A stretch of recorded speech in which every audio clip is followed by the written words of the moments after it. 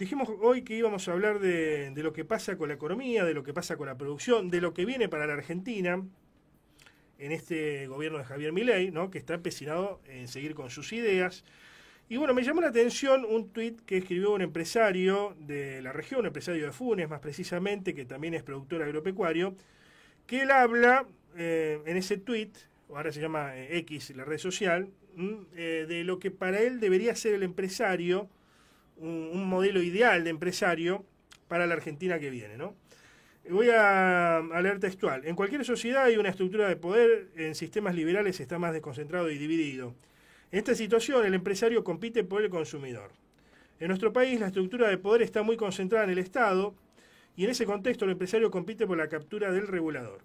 Para cambiar esto, dice este empresario, a quien voy a entrevistar a continuación, el empresario tiene que comprometerse con un nuevo orden, como el que funciona en países del primer mundo, apoyando acciones que disminuyan el poder del Estado, eliminando estas formas fuertes de corrupción y gastos innecesarios.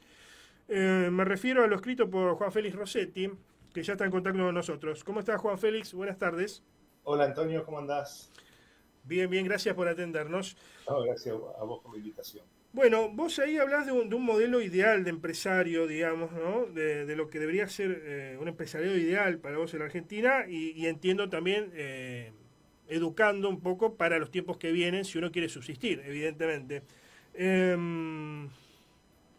¿Cómo debe ser el empresario actual, independientemente de este tuit, pero cómo debe ser el empresario actual en la Argentina contemporánea? Una Argentina donde vamos a tener una mirada más capitalista, si uno quiere, o una mirada más capitalista liberal, a contrapelo de lo que tuvimos durante muchos años en Argentina, que era un capitalismo regulado, algunos llamaban populismo, prebendarismo, etcétera, etcétera, pero era otro tipo de capitalismo con una presencia del Estado mucho más fuerte. Mirá, el tuit en realidad no habla del empresario ideal, sino describe objetivamente una situación que ocurre hoy en la realidad, en el mundo. En los países del primer mundo, el empresario trata de captar al consumidor, trata de dar el mejor servicio y que el consumidor elija su producto y se ocupa permanentemente de ver cómo lograr ese objetivo. En países del tercer mundo o como hasta ahora fue nuestra querida Argentina, ese empresario era más exitoso si captaba al regulador, Uh-huh. a quien le generaba las leyes que le permitían cazar en el zoológico, básicamente, y descuidaba el derecho del consumidor a elegir, porque el Estado al generar, o sea, vos pensás que todos los monopolios son creados por normas del Estado, esa es la realidad. Uh-huh. No existe, la mayoría de los monopolios son creados por normas del Estado. Si vos querés hoy, nos ponemos de acuerdo y decimos, vamos a abrir mañana, no sé, un casino en el garage de tu casa, no podemos, porque hay un montón de normas que generalmente muy pocos pueden lograrlas, y así en un montón de aspectos. Ni hablar, bueno, cuando hablo de cazar en el zoológico, hablo del cierre de importaciones, Uh-huh. de competencia y ofrecer al consumidor productos en general de regular a mala calidad Y caros, y a caros. precios mucho más caros, Y ¿no? caros. Claro.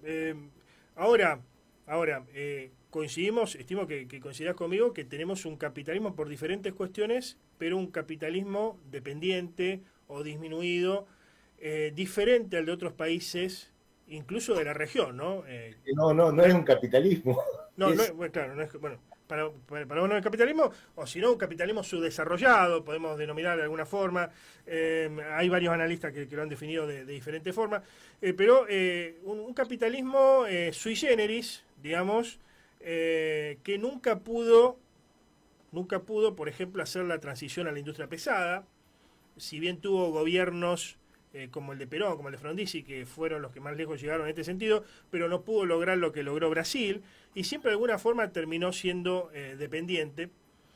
Y esto se nota en la práctica, ¿no? Se nota en la práctica ¿por qué? Porque el empresario argentino, principalmente el que entiende en el mercado interno, la mayor parte de los empresarios argentinos nunca exportaron a lo mejor querían exportar, pero no pudieron exportar porque no le daba la escala, no le daba el capital fijo, etcétera, etcétera. Pero siempre tuvimos empresarios, digamos, que trataron de hacer negocios con el Estado, de buscar algún amigo que le haga una palanca en algún lugar para ganar una licitación. Siempre ese estilo de empresario, digamos, que buscó la fácil, por definir de alguna manera, en vistas de la situación de disminución, vamos a definirlo de esta forma, que tiene el capitalismo argentino. En este contexto, digamos, y con empresarios que no tienen cierto nivel, digamos, como para competir en un capitalismo libre totalmente, porque van a sucumbir. ¿Es posible tener un empresariado argentino en estas circunstancias o no? No, claro que sí, nosotros estamos en... O sea, cada país tiene que adaptarse y tiene que producir lo que mejor puede hacer, ya sea por su cultura o por su ubicación geográfica también. Nosotros estamos lejos del mundo y bueno, hay cosas que a lo mejor no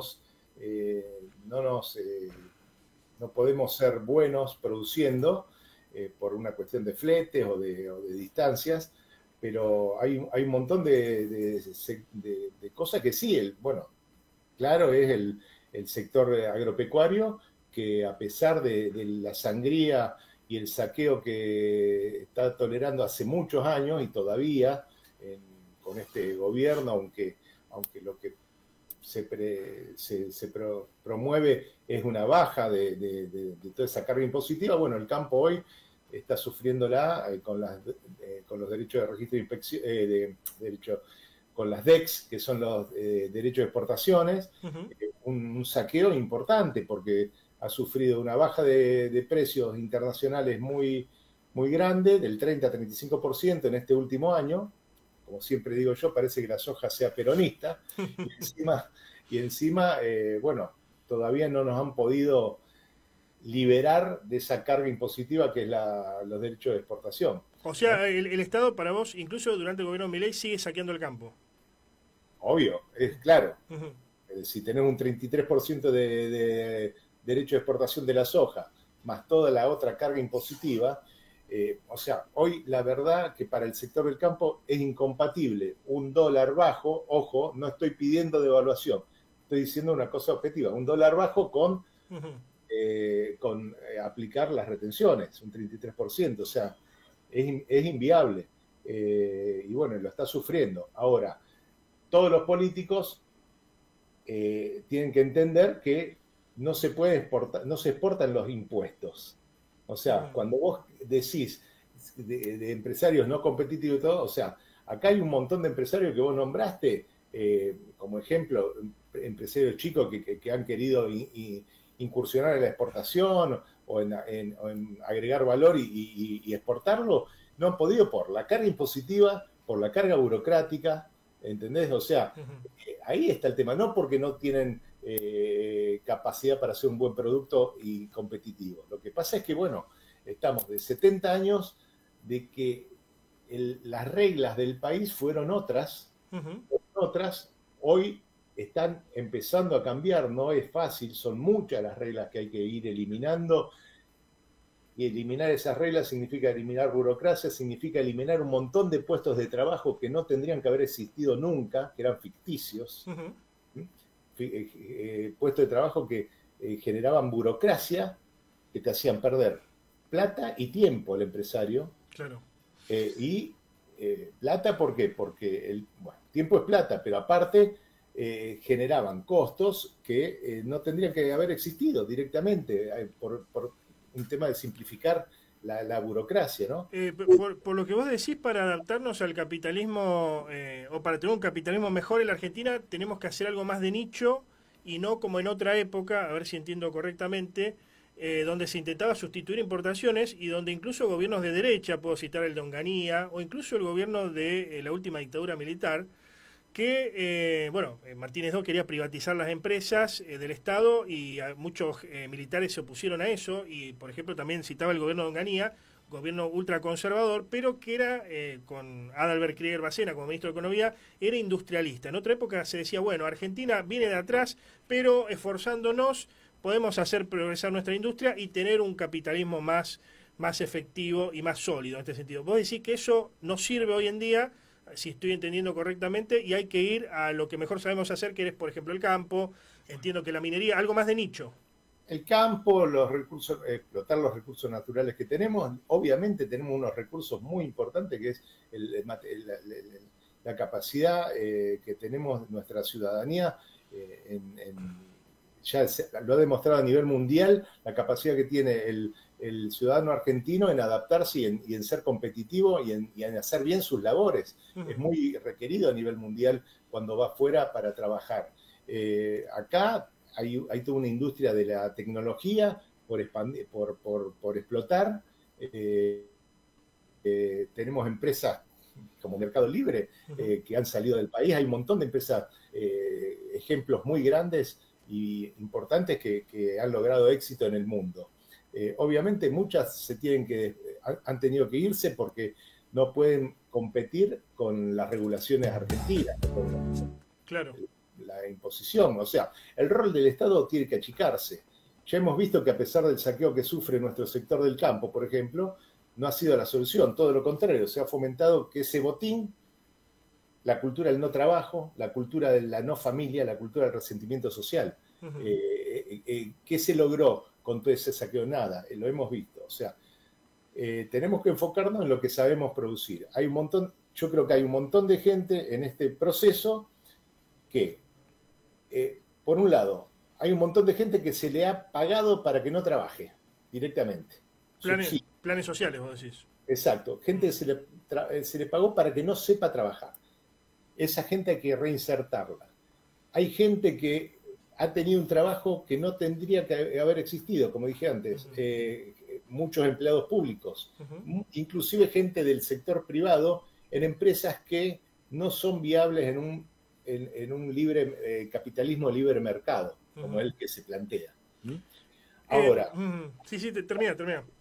Hay otra gente que es muy capacitada, que de hecho ha logrado, vuelvo al sector mío, y hay otros sectores también muy eficientes que han logrado seguir subsistiendo a pesar de la carga impositiva que sufren, pero hay un montón de otros sectores que tienen que aparecer ahora, que van a crecer. La industria de la tecnología, la industria del software, bueno, hay un montón de esas. Bueno, acá el desafío está en cómo vamos a hacer esa mutación de esta gente que estaba haciendo cosas o no sabía o estaba haciendo un trabajo que no tendría que haber existido porque no era un trabajo productivo y que le generaba una carga al empresario porque ese trabajo generaba impuestos para solventar toda esa estructura. Y bueno, es un cambio que tiene que producirse. No me cabe duda a mí que este país tiene todo para crecer. Finalmente, Juan, ¿no sentís vos que en este proceso de transición, porque vos lo que decís es lo ideal, ¿no? Ojalá se pueda lograr todo eso y ya Argentina estaría jugando en primera, digamos, ¿no? En otra liga. Pero al menos en el proceso de transición y con la falta de especialización que tienen muchos de los trabajadores argentinos, al no necesitarse tanta mano de obra intensiva, ¿no sentís que mucha gente va a quedar fuera del partido directamente, no va a poder insertarse en el mercado laboral y la va a pasar mal y va a haber más pobreza? Bueno, mira, cuando vos tenés 18 años, sos mayor de edad y uso de la razón, tenés que hacerte cargo de tus responsabilidades individuales. No podés estar pendiente de que alguien, de ser un parásito toda la vida, parásito en la palabra literal, o sea, el parásito vive a costa de la sangre de otro, de lo que produce otro, ¿entendés? Entonces, hay que reinsertarse, es el desafío de cada uno, y bueno, y el Estado o las mismas asociaciones y todo tendrán que ir tratando, porque, a ver, el empresario necesita trabajadores. Hoy hay falta de trabajadores, o sea, trabajadores calificados, trabajadores para cada labor, y gente que tenga ganas de trabajar. O sea, hay que fomentar la cultura del trabajo. Acordamos que venimos de un gobierno que estaba abiertamente contra la meritocracia. O sea, te decían, acá hay que ser meritocrático. Acá cuando hablan de que las leyes laborales se flexibilicen y porque van a permitir echar, a ver, el empresario lo que quiere es crear puestos de trabajo, no destruirlos, porque en base a eso, entonces, acá el problema no es echar a una persona, el problema es que se pierda el puesto de trabajo y no se creen nuevos. Claro. Si vos echás a alguien porque le estás dando la oportunidad a otra persona, hoy los chicos son los que menos oportunidad tienen, porque dentro de este sistema proteccionista, entre comillas, del trabajador, que para mí no los protege de nada, crea justamente crea un sector de bienestar, porque hay empleados que a lo mejor no las empresas lo toleran porque el costo por despedirlo es más grande que lo que facturan. Entonces, ese puesto no puede ser usado a lo mejor por alguien que tiene más capacidad o ¿entendés? No hay un cambio. Se protege al que no trabaja bien, porque es más, lo vemos en los oficios, no hay plomeros, no hay electricistas. ¿Por qué? Porque las reglas de juego hacen que todos los que saben del oficio no contraten gente para que los ayude y aprenda el oficio. Bien.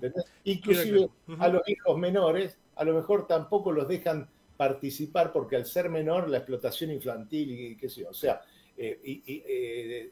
prefieren que queden jugando con un joystick antes que acompañar, por ejemplo, al padre recorredor de hacienda en un campo, a recorrer la hacienda del campo y empezar a mamar desde chico lo que es el campo y la actividad agropecuaria. Entonces, eso es lo que está pasando, ¿no? Gracias por este contacto, Juan. Bueno, te mando un abrazo, Antonio. Adiós.